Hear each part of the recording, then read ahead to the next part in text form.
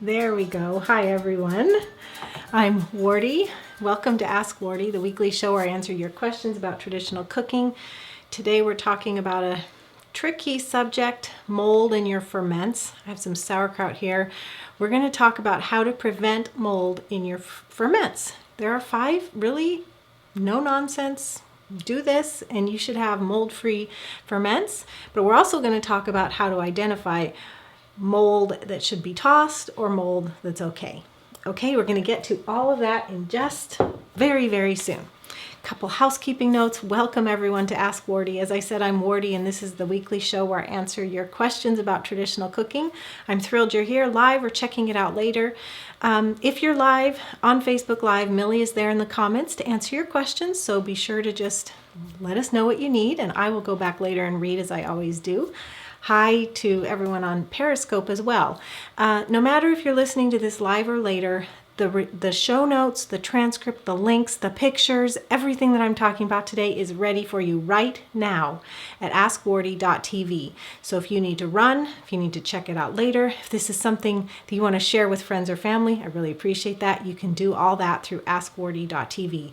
No matter what though, wherever you're listening, wherever you're watching, I'd love for you to hit the like button, the subscribe button, and come back again. We meet every week, the same time, same place.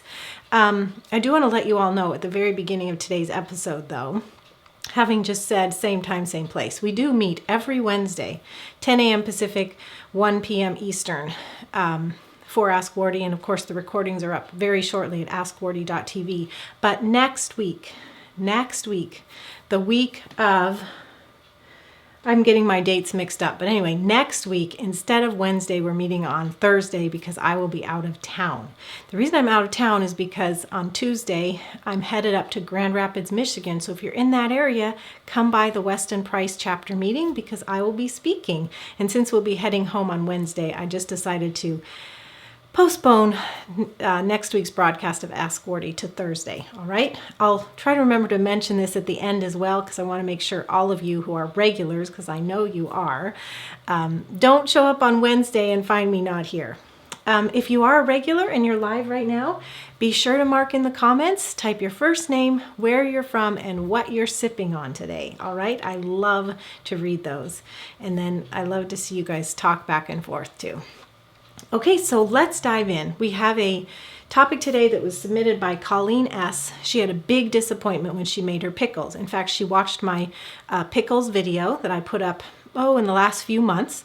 There is a link at askwardee.tv, so just follow that and you can check out the pickles video yourself if you'd like. She used a crock and she wrote and said, "I'm so bummed out. My first ferment in the crock was a total fail. What happened is that her pickles turned soft and they got moldy, and that is a bummer." So I told Colleen that we would talk about it today on Ask Wardee. We're going to talk about how it happened, how it can be fermented, troubleshooting mold. Do you toss? Do you not toss? How do you prevent it in the future?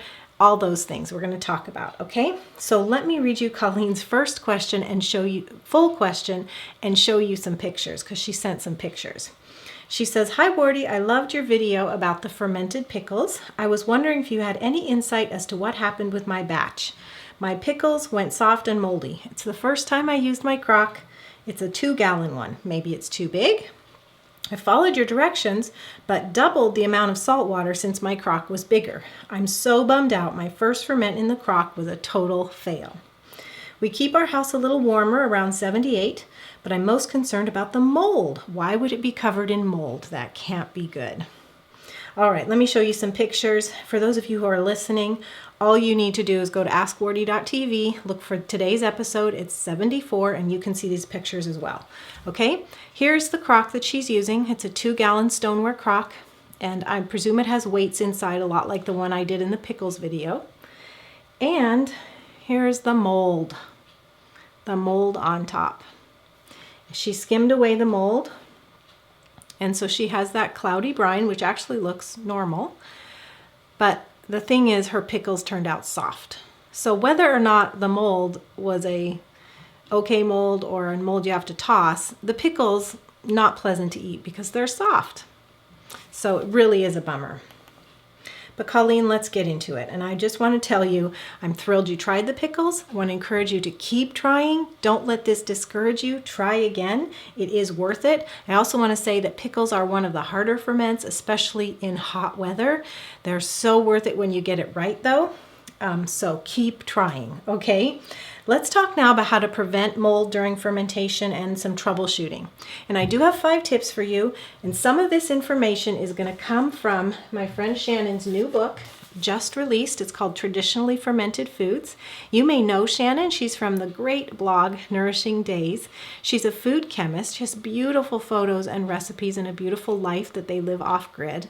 And she has this wonderful new book called Traditionally Fermented Foods.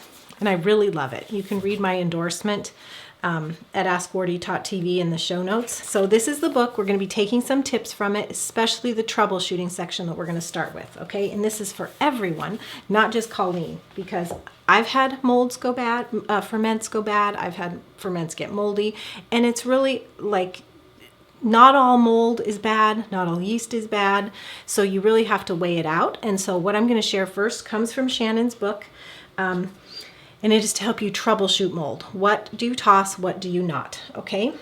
She starts out this section saying, before you panic at something in the white, fuzzy, or funky department, remember this. Yeasts and molds are everywhere. Not all mold is bad. And then she goes on to say, the key is not to panic, to know what to look for. Don't freak out and throw out whatever fermented food you found with this stuff on top, unless you see some signs to worry about, and we're going to talk about that in a moment. It is fine. It's normal for yeast to develop in moist, oxygen-rich environments. So in many cases, if you determine it's fine, you will scrape it off. Or if it's a thin white film of yeast on top that's called calm yeast, you could shake that into your ferment. Like that happens a lot with beet kvass. Or remove it from your milk kefir or your sourdough starter. Anyway, in many cases, rest assured that if everything else looks fine, your ferment does not need to go into the wastebasket, okay? So here is the checklist that you want to go through to find out whether or not you can save it, okay? And these are really just things that you're going to assess yourself, okay? One is the smell test. Smell it. This is, and by the way, these are in order how you should do them. So smell it. The best way to discern the health of any ferment is simply to smell it. It can smell sour, pungent, very fermented, even very yeasty. But, and those are all fine, but it should not smell putrid, rotten, or incredibly disgusting. Your nose knows the difference. If your ferment doesn't pass this test, in other words, if it smells incredibly disgusting, you toss it. If it smells even strongly fermented, strongly yeasty, sour, you're going to move on to test number 2, okay? So it's not tossable yet. It might still be, but it at least has passed the smell test, all right? This making sense to everyone? I hope so. Number 2, so number 1 was smell it. Number 2 is check the color of the surface yeast. If the surface yeast is white, it's probably fine, but you can do the smell test again. If the surface stuff, mold or yeast, is green, pink, yellow, or blue, Shannon says, toss it. I completely agree. Even if it smells okay, anything that's green, pink, yellow, or blue is a deal breaker. Okay, so that was test number 2. Now 3, taste it. And you only want to get to number 3 to actually taste it if it passes 1 or 2. So don't bother tasting it if it hasn't passed those 2 first tests, the smell and the look test, okay? Now taste it. If it smells strongly of tang or yeast, but does not smell rotten and has no crazy colors to it, then it should be fine to taste it. It might be extra tangy or yeasty, or it might taste just as a fermented beverage or vegetable should taste. In either case, it's fine to consume. If the taste is too strong, you might want to add it to the compost pile anyway. If it's a mother culture like milk kefir grains or sourdough starter, you would scrape off the stuff that is objectionable and then reculture it in fresh milk or with another feeding of flour and water. In other words, you don't need to toss it. Now, I didn't see Colleen's pickles, so Colleen, I'm just speculating by our exchange and seeing your pictures. Your mold could have been skimmed off and the cloudy brine looked fine, but the fact that the pickles were soft means they aren't pleasant to eat, So yes, they end up in the compost pile. And that would have been determined by a texture, which is kind of like step number 3, the taste. All right, because it's not going to be fun to eat. And I know there's a lot of families and individuals who strongly sour, strongly fermented, strongly yeasty is just objectionable. It might not be rotten or putrid, but they don't enjoy eating it. So that's something you learn from, and try not to get it that strong the next time. It may go to the compost anyway because you don't care for it. Doesn't mean it's bad. That's a little bit of a rabbit trail. So all these tests came from Shannon's book, again, Traditionally Fermented Foods. We do have a link for you below this video. And Shannon's criteria are exactly my criteria. You smell it, you visually inspect it, and if it passes those two, then you taste it. And then if it passes that, either you can handle it, then your family's consuming it, you're consuming it, okay? That is if you have a ferment gone bad, possibly gone bad. You're wondering, did it go bad? But the other issue I want to address today here is how to prevent mold, because obviously we don't want it. We don't want to do what Colleen did and have this on the top of our ferments. That's going to happen sometimes. It's really common with beet kvass. You'll have a film of white, what's called kahm yeast, K-A-H-M is how it's spelled. You'll have that kind of thing on top. This looks a little bit fuzzier than kahm is, by the way. So I'm not saying hers is kahm. But you just don't want that to happen, right? So as often as you can prevent it is the best case scenario. So I want to talk about the best way to prevent ferments from going off in the first place, and that is to give you 5 tips. All right? If you are enjoying what you're listening to or watching, I'd love for you to subscribe, share, and like. I'd really appreciate it, and thank you. So number 1 tip to prevent mold in ferments is the right temperature. And if you'll remember from Colleen's example, she said she keeps her house warmer at 78 degrees Fahrenheit. Well, with fruit and vegetable fermentation, we say the ideal temperature is room temperature. What is room temperature? It's 72 degrees Fahrenheit. And you have a range here for fermentation, and going a little bit lower, like to 65 is great. Your ferment will ferment more slowly, but 65 is very safe and it can be active and ferment well.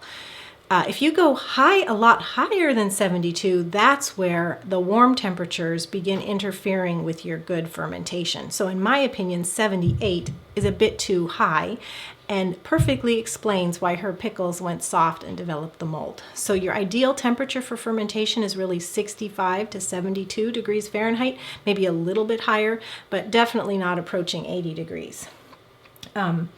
And what happens is foods will get soft instead of keeping or developing a nice crunch, and fuzzy or colored molds are more likely to develop. So that's why tip number 1 is the right temperature, 65 to 72 degrees Fahrenheit. Did I say tip number 2? I meant tip number 1. Tip number 1 is the right temperature. Number 2 tip for preventing mold is to start with clean organic foods.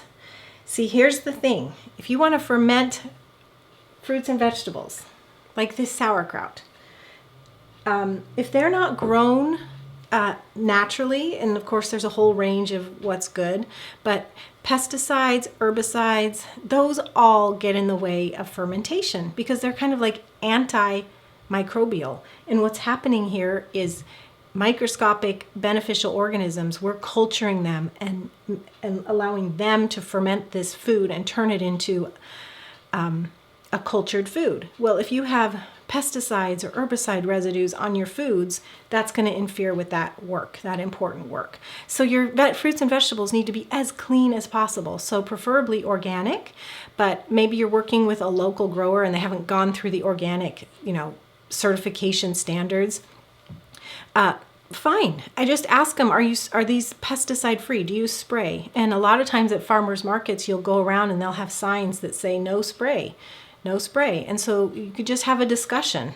Or if you're growing it yourself, try to avoid that stuff because you're going to be fermenting it and it'll mess with it. Okay? Basically, they're poisons and they mess up safe and effective fermentation. So you want to get the best quality fruits and vegetables, the cleanest fruits and vegetables to ensure the best fermentation result. That was tip number 2. Tip number 3 is clean containers and utensils. So molds and yeasts are everywhere. It's impossible to avoid them and get away from them. Yet, that doesn't mean we're fighting a losing battle when we're choosing and using fermentation vessels like this quart-size mason jar. You want them to be clean. Now, I'm not asking for them to be sterile, like absent of anything. I'm just asking for them to be sanitary. And in many of our kitchens, that's washing in hot soapy water, rinsing in hot water, and air drying. Or if you have a dishwasher, then you're using a hot cycle and they air dry in there. So clean. So you eliminate, you just reduce as many factors as possible that would work against you in a safe and good result fermentation. You can even boil your jars and utensils. And some people do this if they live in an area where it's just known to be lots of molds around in the air, or maybe they have pets, and so for them, boiling and sanitizing right before fermenting, it would make sense. Okay, but I think for most of us, we're just talking about generally clean containers and utensils. So just think about, the things you want to eat off. You want them to be clean. So nobody wants to eat off a dirty plate or with a dirty fork. Well, you don't want to ferment in dirty containers either. Okay, number 4 has to do with salt. You want to use the right salt and the right amount of it. So the right salt is unrefined sea salt. So the table salt you'd buy in the store, the Morton's iodized or whatever, not a good salt. It's been chemically processed. It has chemicals added to it. Doesn't have minerals. Our bodies think it's a poison. Our bodies don't even recognize it as real salt. So it's important to use unrefined sea salt. And I have a few links for you at askwardee.tv. So the ones I like is Redmond's real salt. There's Himalayan sea salt. There's Celtic salt. Look for a salt with color, and you'll be good. You also want to use the right amount. My basic brine, like that I poured over the pickles in the pickles video, there's a link with this video to that. My basic brine is 6 tablespoons of sea salt to a half gallon of water. And that's what I use for virtually all my ferments that I would cover with brine, unless a particular food needs a different concentration of sea salt, and then the recipe would specify.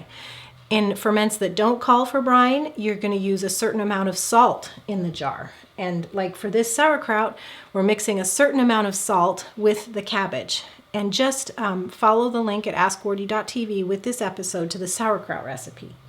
If you want, if you're doing just, people do this, just you have a whole bunch of vegetables and you're just chopping them up and mixing them and you're just making kind of your own ferments. You might be interested in my fermenting formulas cheat sheet. You can get that at tradcookschool.com/ferment cheat, where that's all one word, or look below this video. And I give formulas for fruits, vegetables, condiments, just all kinds of ferments, so that you know how much salt to use, you know how much mother culture, if any, to use, and things like that. So do grab that if you haven't already, because it can really guide you to safe formulas for fermentation. Okay? Also, you need recipes you can trust. So obviously I recommend all of mine, and I'm the author of the Complete Idiot's Guide to Fermenting Foods. I have the lacto-fermentation ebook. I have ferment recipes inside our lacto-fermentation e-course that members get with Traditional Cooking School. And then there's Shannon's new book, Traditionally Fermented Foods. So rely on tried and true recipes when you're just getting started with fermentation, so that you get the right amount of salt to safely ferment. Okay, so that was number 4. The right kind of salt and the right amount of salt, really important, really, really important. Number 5 is airtight containers.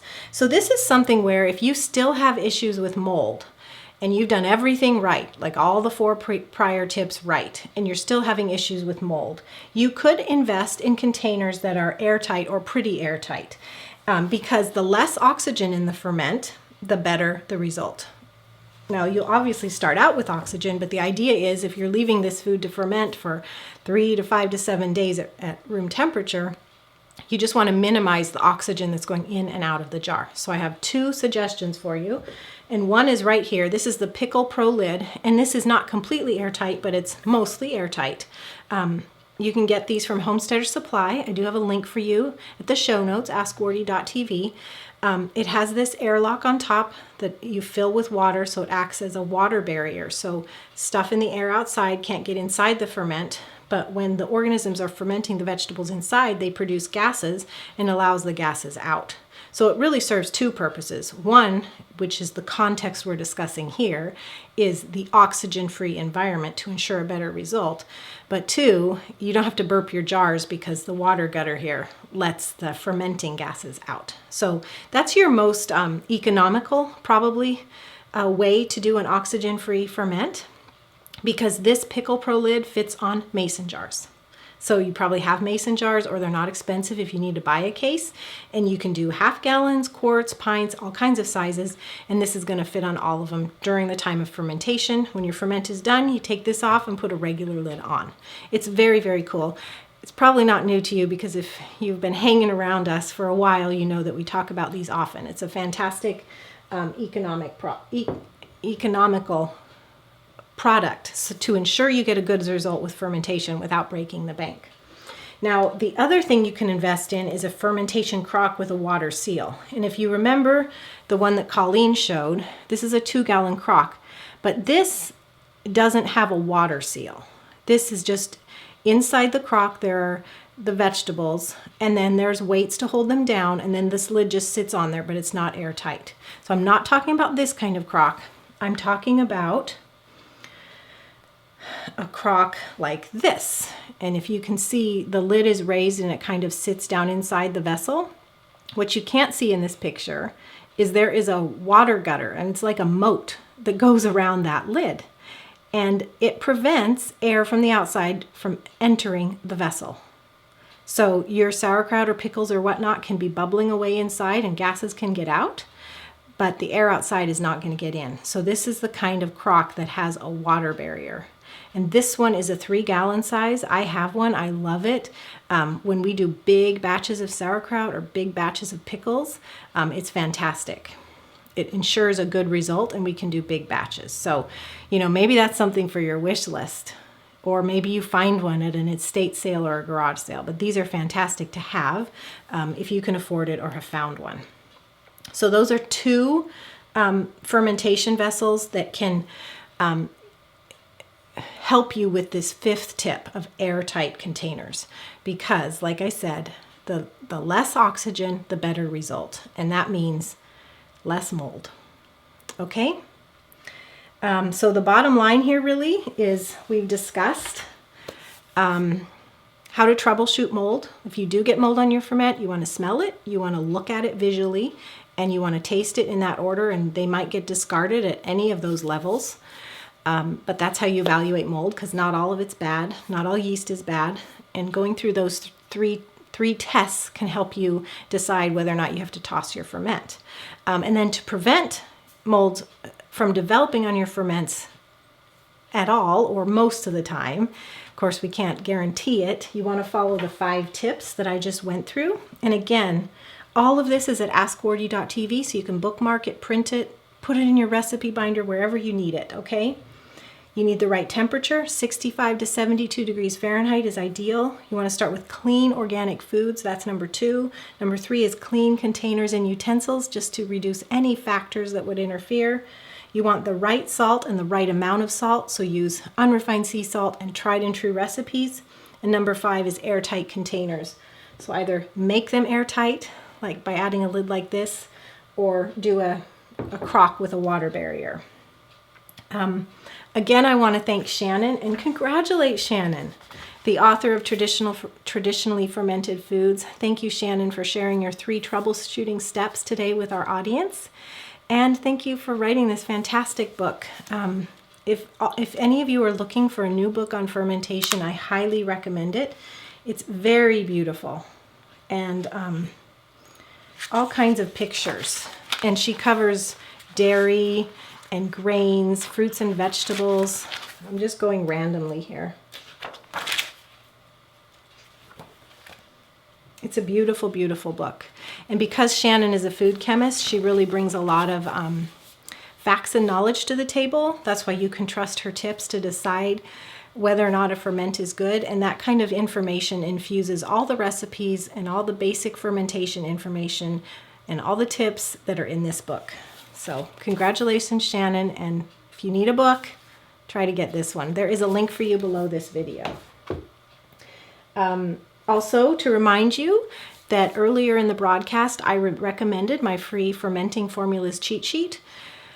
It's really important to follow tried and true recipes, but sometimes you go off the cuff because you have all these assorted things in your house and you're just like, I can't find a recipe, but I'd like to make this well. So that's where my formulas come in. So tradcookschool.com/ferment sheet, one word, ferment sheet, or look below this video for a link and you can sign up for that. Just input your email address and I'll reply by email with the PDF. That has formulas for all kinds of ferments. It's a really quick read and it's a good reference to keep in mind. And there are all kinds of links at askwardee.tv. So the pickles, the sauerkraut recipes, some other troubleshooting articles. So be sure you check those out. And I will conclude with two things. One is come back next week for Ask Wardee, except we will be doing Thursday instead of Wednesday. Our normal time is Wednesday at 10 a.m. Pacific, 1 p.m. Eastern, but next week we're going to do it Thursday, same time though, 10 a.m. Eastern, 10 a.m. Pacific, 1 p.m. Eastern, Thursday next week, but normally we're Wednesdays. And if you, like Colleen, have a question for me, I love your questions. So Wardee, W-A-R-D-E-E, at askwardee.tv to submit by email, or if you're on Twitter, that's the hashtag AskWardee, and my handle is @TriedCookSchool, so you can just do a question in 140 characters or less. It's been wonderful to visit with you all today. I just wish you the best. We're coming on spring and summer when the abundance of produce is going to be out there and you're going to want to make sauerkraut and pickles and chutneys, and so I want you to do it safely and have good results. It's really discouraging to see mold or yeast, and even though it's not all bad, it can still be discouraging. So I hope this was helpful to help you identify what's good and what's not, but also just to prevent bad outcomes in the future by following the 5 tips. Thank you all so much for joining me. God bless you. Bye-bye.